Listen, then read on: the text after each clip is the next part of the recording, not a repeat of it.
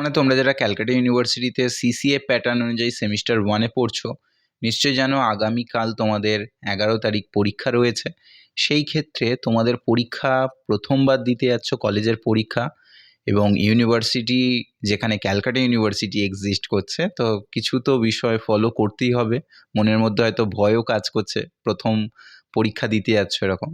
তো সেই বিষয়ে কয়েকটা তোমাদের টিপ শেয়ার করব, যেগুলো তোমার পরীক্ষার নাম্বারকে বুস্ট করবে, যেগুলো তোমার নাম্বার কাটার হাত থেকে কিন্তু রক্ষা করবে। তো মাইন্ড আউটলি শুনতে থাকো। অলরেডি আমি কিন্তু তোমাদের ইংলিশ অনার্স, ইংলিশ মাইনরের সাজেশন দিয়েছি, নিশ্চয়ই জানো। আর বাকি এবারে কয়েকটা টিপস শেয়ার করছি, টিপসগুলো পরীক্ষায় ফলো করবে। আর তার আগে একটা ছোট্ট ঘোষণা, যদি কেউ সেমিস্টার 2 থেকে পড়তে চাও ইংলিশ অনার্স কিংবা ইংলিশ মাইনর কিংবা সিভ্যাক, এইসি কম্পালসারি, দেন ডেফিনেটলি আমার নিচে হোয়াটসঅ্যাপ নাম্বার দেওয়া রয়েছে, হোয়াটসঅ্যাপ করতে পারো। আর বাকি প্রিভিয়াস ইয়ারের সমস্ত question, even Aisi compulsory, সিভ্যাকের materials এবারে যেরকম ফ্রি অফ কস্টে প্রোভাইড করেছিলাম, এর পরের বারও কিন্তু সেমিস্টার 2তেও প্রোভাইড করে দেবো। আমার অ্যাপেতে গিয়ে কালেক্ট করে নিও। প্লে স্টোরে সৌরভ অমনিভাস বলে সার্চ করলে আমার অ্যাপ্লিকেশন পেয়ে যাবে, ডাউনলোড করে রেজিস্ট্রেশন করে নিও। ইভেন ইউনিভার্সিটির যাবতীয় আপডেটসগুলোও কিন্তু আমার অ্যাপ থেকে ডিরেক্টলি পেয়ে যাবে। তো চলো এবারে ভিডিওটা শুরু করি। দেখো, আমাদের পরীক্ষায় কিন্তু প্রত্যেকটা বিষয়ের ওপরে পার্টিকুলার সাবজেক্ট ওয়াইজ বা পার্টিকুলার কোশ্চেন ওয়াইজ কিন্তু নাম্বার ডিভাইড করে দেওয়া রয়েছে। সেই ক্ষেত্রে আমাদের ডিএসসি পেপারে নিশ্চয়ই জানো 15 নাম্বারে কিন্তু 4টে লিখতে হচ্ছে। হিস্ট্রি পার্ট থেকে 3টে কোশ্চেন আসবে, তার মধ্যে একটা 15 নাম্বারে লিখতে হবে। 5-এর একইভাবে কিন্তু 3টে আসবে, যে কোনো একটা লিখতে হবে। হিস্ট্রি সেকশন থেকে 20 নাম্বার থাকছে, এবং এর জন্য ওয়ার্ড লিমিটেশন কত থাকছে না, 15 মার্কসের জন্য কিন্তু ওয়ার্ড লিমিটেশন থাকে 600 ওয়ার্ডস। অন দ্য কন্ট্রারি 5 মার্কসের জন্য কিন্তু থাকে 200 ওয়ার্ডস। এবার এই ওয়ার্ড লিমিটেশন যেন ঠিকঠাক থাকে, মেপে মেপে করতে হবে এরকম ব্যাপার নেই। কিছু কম কিছু বেশি হতে পারে, মানে 550 থেকে 650 হতে পারে। তার বেশিও এক্সেজারেট যেন না হয়, তার একদম কমও যেন না হয়ে যায়। এই বিষয়টা কিন্তু মাথায় অতি অবশ্যই রাখবে। দেন আমাদের পেজের কতগুলো হতে পারে না, বোথ সাইড মিলিয়ে, মানে একটা পেজের তার পিছনের দিক সামনের দিক নিয়ে কিন্তু টোটাল আমাদের 2 পাতা হবে। 2 পাতা মানে 4টে সাইড হচ্ছে কিন্তু, মানে 4টে পেজ তুমি লিখছো, 2টো পেজ নিচ্ছ, ঠিক আছে? বোথ সাইড মিলিয়ে 4টে হচ্ছে, 2টো পেজ নিচ্ছ। এরকমভাবে কিন্তু 4 সাইডে লিখতে হবে, মানে 2টো পেজ নিতে হবে, 4 সাইড মানে 4 পেজ কিন্তু লেখা হবে। 15 মার্কসের জন্য কিন্তু বললাম 600 ওয়ার্ডস, এটা অ্যাপ্রক্সিমেটলি আসে। এবারে 19-20 হতে পারে, হ্যান্ডরাইটিংয়ের ওপরে কিছু কম কিছু বেশি কিন্তু হয়ে যায়। অন অ্যান অ্যাভারেজ ওই 4 পেজের মতো অ্যাভারেজ হয়ে থাকে। দেন 5-এর জন্য কত পেজ লাগে? 1 পেজ। 1 পেজের জাস্ট ফ্রন্ট পেজটা, পিছনে ব্যাক সাইড নয় কিন্তু, জাস্ট ফ্রন্ট পেজের 1 পেজ কিন্তু লাগবে, ঠিক আছে? দেন দেখো, পরীক্ষায় যখন তুমি নোটসটা লিখছো, নোটসে কিন্তু প্রথমেই যে ক্রোনোলজি মেনটেন করে, অর্ডার মেনটেন করে, নিউমেরিক্স মানে 1 2 3 4 মেপে মেপে মেনটেন করে লিখতে হবে এরকম ব্যাপার নেই।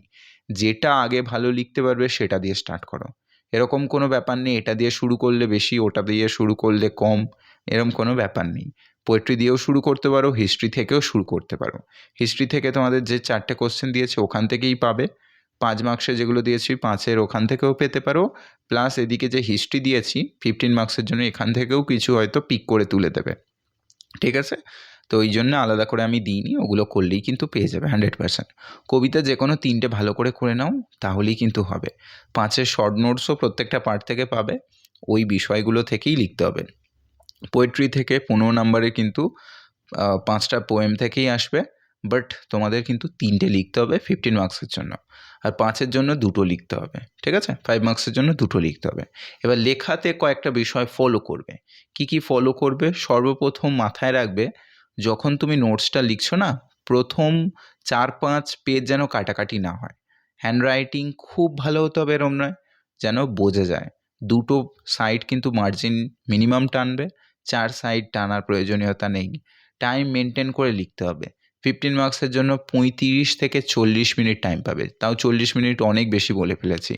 35 মিনিট ঘরে প্র্যাকটিস করো, আর টাইমও নেই যদিও, 35 মিনিট টার্গেট রাখো। সেক্ষেত্রে প্রথম প্রশ্নটা একটু বেশি লেগে যায়, 40 মিনিট 45 লাগতে পারে।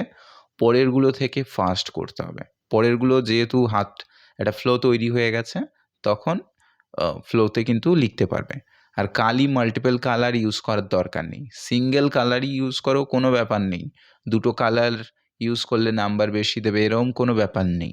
লিটারেচার কিন্তু ওই সাজিয়ে গুছিয়ে কতটা লিখছো ওটা নয়, ল্যাঙ্গুয়েজটা কী লিখছো সেটা কিন্তু, তোমার কন্টেন্টটা কিন্তু ম্যাটার করে। তোমার সাজানো গোছানো কিন্তু ম্যাটার করে না, এটা সায়েন্সের সাবজেক্ট, জিওগ্রাফি এইসব সাবজেক্ট নয়, ঠিক আছে? আচ্ছা, দেন তুমি যখন লিখছো কয়েকটা জিনিসকে অ্যাভয়েড করতে হবে। স্পেলিং মিস্টেক, গ্রামাটিক্যাল এরর, এগুলো অ্যাভয়েড করতে হবে। এবং সুপারফ্লুয়াস, সুপারফ্লুয়াস মানে কি, একই জিনিসের repetition. Like pardon please, pardon মানেও ক্ষমা চাওয়া, প্লিজ মানেও অনুরোধ করছে, বুঝতে পারছো? রিপিট এগেন মানে, রিপিট মানেও আবার পুনরায়, আবার এগেন মানেও পুনরায়। তো এরকম যেন শব্দ রিপিট না হয়ে যায়, ঠিক আছে? অ্যাভয়েড করতে হবে সুপারফ্লুয়াস পার্টটাকে। গ্রামাটিক্যাল বিষয়কে ফলো রাখতে হবে। প্যারালিজম ফলো করতে হবে। প্যারালিজম মানে কি, যে টেন্সে লিখছো একটা সেন্টেন্সে ব্যালেন্সিং ফর্ম অ্যান্ড দিয়ে জয়েন করছো, প্রথমটা আইএনজি ভার্ব ইউজ করছো, অ্যান্ডের পরেও কিন্তু আইএনজি হবে। অ্যান্ডের আগে যদি পাস্ট টেন্স, পরেও কিন্তু পাস্ট টেন্স। তো এই প্যারালিজম পার্টটা কিন্তু ভালো করে ফলো করতে হবে, নাহলে কিন্তু প্রচুর নাম্বার কাটে, ঠিক আছে? আর তোমরা সব থেকে ওয়েস্ট বেঙ্গলের রেপুটেটেড ইউনিভার্সিটি থেকে গ্র্যাজুয়েশন করছো, তো একটু তো খাতা মোটামুটি ভালো দেখা হবে, ঠিক আছে? তবে ফার্স্ট সেমিস্টার তুলনামূলকভাবে ইজি, যথেষ্ট ইজি। এখন মনে হচ্ছে ভয় লাগছে, হার্ড লাগছে। একটা সেম হয়ে গেলে না, কালকে যখন পরীক্ষাটা দিয়ে বেরোবে মনে হবে এর কী ব্যাপার, এর থেকে তো মনে হয় এইচএস বেশি ডিফিকাল্ট ছিল, মাধ্যমিক বেশি ডিফিকাল্ট ছিল, এরকম ফিল হবে। এখন মনের মধ্যে ভয় লাগছে, বাট ভয় করার কিছুই নেই। সকলের যা হবে তোমারও তাই হবে। আর অতি অবশ্যই কয়েকটা জিনিস মাইন্ড আউটলি কিন্তু ক্যারি করতে হবে। কি কি ক্যারি করতে হবে? অ্যাডমিট কার্ড, রেজিস্ট্রেশন, নতুন অ্যাডমিট কার্ড যেটা দিয়েছে আবার প্রোভাইড করলো। দেখতেই পাচ্ছ কতবার ধরে অ্যাডমিট কার্ড দিচ্ছে, কতবার ধরে এক্সাম পোস্টপোন হচ্ছে। যাই হোক, এটাই সিইউ কিন্তু, ওয়েলকাম টু সিইউ। যাই হোক, দেন অ্যাডমিট কার্ড রেজিস্ট্রেশন নিচ্ছ, একই কালারের অনেকগুলো পেন নিয়ে রাখবে এবং সেই পেনগুলো আগে একটু লিখে রাখবে। তাতে কী হয়, কালিটা ফ্লো হয়ে থাকে, তখন লিখতে কিন্তু ওই স্টার্ট যখন করবে স্লো হয় না, ঠিক আছে? হাতে নাহলে স্পিড আসতে চায় না। বাড়িতে ওই ব্যবহার করা পেনগুলো ইউজ করো, সেই ক্ষেত্রে কিন্তু সুবিধা হবে। যে পেন বাড়িতে লিখছো ওই পেনটা নিয়ে গিয়েই পরীক্ষা দাও। আদার্স নতুন ওই পরীক্ষার আগে বাইরে থেকে পেন কিনে নিয়ে এন্ট্রি করছো, এটা করতে যেও না, ভুল হবে, ঠিক আছে? আর বাকি পরীক্ষা দেওয়ার সময় পুরো কনসেন্ট্রেশন খাতার ওপরেই, যেন মাথায় সমস্ত বিষয়টা খাতার দিকেই ফোকাস থাকে। লাস্ট 5 মিনিটে তুমি কথা বলতে চাইলে বলো, আগে পরে তাকাও, বাট বাকি কিন্তু 2 ঘন্টা 55 মিনিট জাস্ট নিজের খাতার দিকে কনসেন্ট্রেশন থাকবে। রিজন হচ্ছে তুমি ওই ডাইভার্ট হবে না, ব্রেন পুরো ডিস্ট্র্যাক্টেড হয়ে যাবে, কিছু মনেই পড়বে না, ঠিক আছে? এবং পরীক্ষায় শুরু করার টাইমেতে, মানে খাতা যখন দেবে তার আগে যখন সকলেই কথা বলে, তখন একটু ডিপ ব্রিদিং নিয়ে মেডিটেশন করবে। 5টা মিনিট শান্ত মাথায়, মানে মাথা ঠান্ডা করে ডিপ ব্রিদিংয়ে ফোকাস করবে। চোখটা বন্ধ করে দীর্ঘ শ্বাস নেবে, কিছুক্ষণ রেখে শ্বাসটা ছাড়বে। তাহলে কী হয়, মাইন্ডটা একটু রিল্যাক্স হয়, কাম মাইন্ডেড হয়ে যায় এবং প্রশ্নটা নিয়েই ইমিডিয়েটলি প্যানিক হওয়ার দরকার নেই। যেটা পারবো সেটা লিখবো, রিল্যাক্স, ঠিক আছে? প্রথমেই দেখলে এই একেরটা তো জানি না, এই দুয়েরটাও তো জানা নেই, প্যানিক হয়ে যাবে, পুরো ভুল হয়ে যাবে, শরীর খারাপ করে যাবে, ঠিক আছে? তাই প্রথমে যেটা পারছো সেই দিকে কনসেন্ট্রেট করো। কোনো চাপ নেওয়ার দরকার নেই, 24 পেলে পাস, ঠিক আছে? ঠান্ডা মাথায় রিল্যাক্স মাইন্ডে পরীক্ষা দেবে। আর যতটা পারবে নিজে লেখার চেষ্টা করবে। বন্ধু কি লিখলো দেখা না রে, ওইসবের চক্করে যাবে না, পরীক্ষা খারাপ হবে, টিচার খাতা কেড়ে নেবে, নিজেরও ক্ষতি, আর বাকি সেই বন্ধুরও ক্ষতি হবে, সকলেরই ক্ষতি হবে। নিজের খাতায় কনসেন্ট্রেট করবে, দরকার হয় বানিয়ে লিখবে, ঠিক আছে? কিন্তু যতটা পারবে নিজে করার চেষ্টা করবে। এতে তোমার নাম্বার কিন্তু বুস্ট হবে।